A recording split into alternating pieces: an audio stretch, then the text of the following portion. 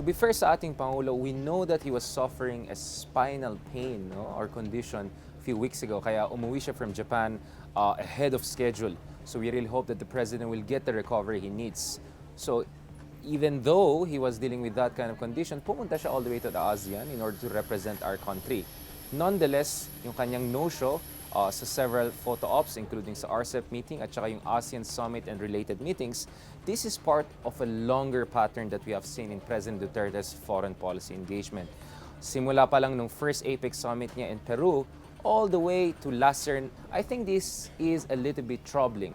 If the President is really unwell and he cannot carry the duties of the state, then we have to raise some questions about whether he can properly represent our country or whether he's really fit for office. Because kung ang kanyang issue is his age or that he's tired, wag natin kalimutan, Prime Minister Mahathir Mohamad, no? He's 94 years old, he's known to attend all meetings. Sabi niya nga last year, no?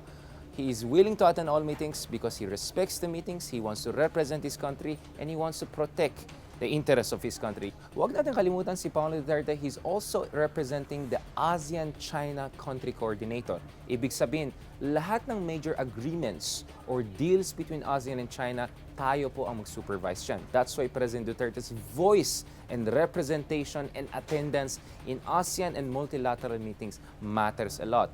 President Duterte called for self-restraint, no, dito sa West Philippine Sea and for early conclusion of the Code of Conduct dahil tayo rin mag-supervise ng mga negosasyon na yan. Nonetheless, President Duterte made it very clear, no, just like many other ASEAN countries, that we're not siding with the US against China. In that sense, in fairness to President Duterte, I think his position is much more similar to the majority of ASEAN countries. And again, to be fair to President Duterte, he was not the only ASEAN leader who snubbed the US-ASEAN Summit. In fact, President Donald Trump of the United States was a complete no-show at this year's East Asia Summit and ASEAN meeting.